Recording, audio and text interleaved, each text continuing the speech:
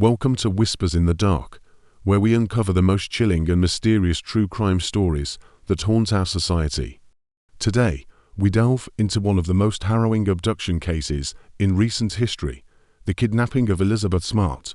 This case gripped the nation, not just because of the horror of the crime, but because of the incredible story of survival and resilience that followed. Elizabeth Smart's abduction in 2002 sent shockwaves across the world. A young girl taken from her home the dead of night, held captive for 9 long months, and eventually emerging from the darkness to reclaim her life.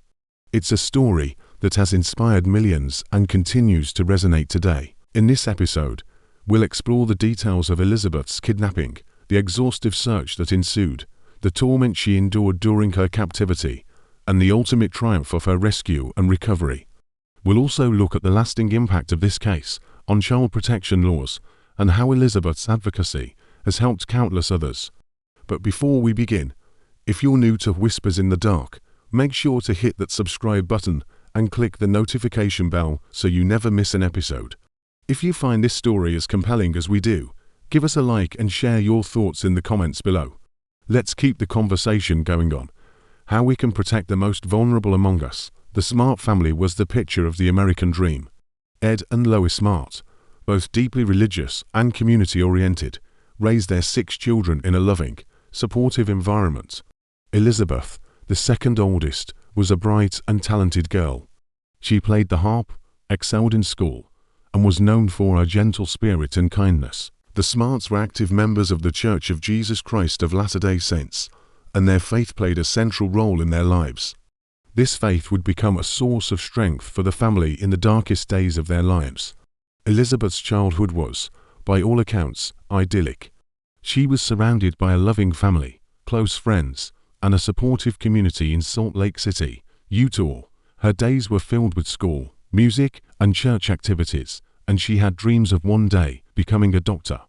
But all of that would change in an instant on the night of June 5, 2002. It was a warm summer night in Salt Lake City. The Smart family had settled into their usual routine, unaware that danger was lurking in the shadows. At around 2 a.m., a man named Brian David Mitchell, a drifter with a delusional sense of purpose, broke into the Smart home. He made his way upstairs, where Elizabeth and her sister Mary Catherine were sleeping. Mitchell, armed with a knife, quietly woke Elizabeth and forced her out of bed. Mary Catherine, paralyzed with fear, pretended to sleep. She watched her sister being led out of the room. She would later describe the terror she felt as she listened to the sound of Elizabeth's footsteps fading into the night. Mitchell took Elizabeth up into the nearby mountains, where he and his wife, Wanda Barzee, had set up a makeshift camp. It was here that Elizabeth would spend the next 9 months, enduring unimaginable suffering at the hands of her captors. When the sun rose on June 6, 2002, the nightmare began for the Smart family. Realizing that Elizabeth was gone, they immediately called the police and began a desperate search.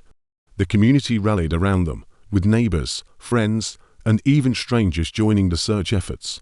Missing person posters were plastered all over Salt Lake City, and the media quickly picked up the story. The search for Elizabeth was one of the largest in Utah's history.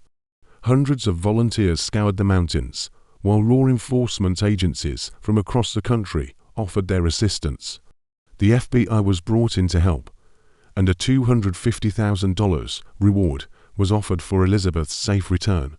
Despite the massive search efforts, days turned into weeks, and weeks turned into months with no sign of Elizabeth. The family's hope began to wane, but they never gave up.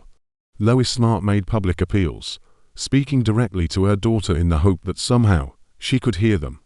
The emotional toll on the family was immense, but they remained steadfast in their faith and determination to bring Elizabeth home. For 9 long months, Elizabeth Smart was held captive by Brian David Mitchell and Wanda Barzee in a secluded camp hidden deep in the mountains.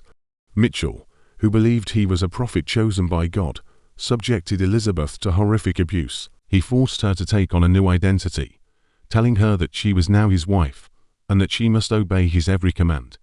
Elizabeth was cut off from the world, isolated from everything and everyone she knew. She was often chained to a tree, deprived of food, and subjected to regular physical and psychological abuse. Despite the terror she endured, Elizabeth never lost hope. She prayed constantly and held on to the belief that one day she would be rescued. There were several close calls during her captivity. On more than one occasion, she came into contact with people who could have saved her, but fear and manipulation kept her from revealing her true identity. Mitchell would dress her in a robe and veil, convincing others that she was his daughter or wife. The fear of punishment, combined with the psychological control Mitchell exerted over her, kept Elizabeth from speaking out. On March 12, 2003, everything changed. A tip-off from an alert citizen who had seen Elizabeth in Sandy, Utah, led to her rescue. Mitchell had taken Elizabeth into the city, believing that his disguise would keep them safe. But someone recognized Elizabeth from the missing person posters and called the police. Law enforcement quickly responded, and Elizabeth was finally rescued after 9 months of captivity. The moment she was reunited with her family was one of overwhelming joy and relief. The Smart family's nightmare was over, but the journey to healing was just beginning. With Elizabeth safe, the focus shifted to bringing her captors to justice. Brian David Mitchell and Wanda Barzee were arrested and charged with multiple offenses, including kidnapping, rape, and unlawful transportation of a minor. The legal process was long and complex, with Mitchell's mental fitness being a central issue. Mitchell's trial was a dramatic affair, with the defense arguing that he was mentally ill and unfit to stand trial. The prosecution, however, painted a picture of a manipulative and dangerous man who knew exactly what he was doing.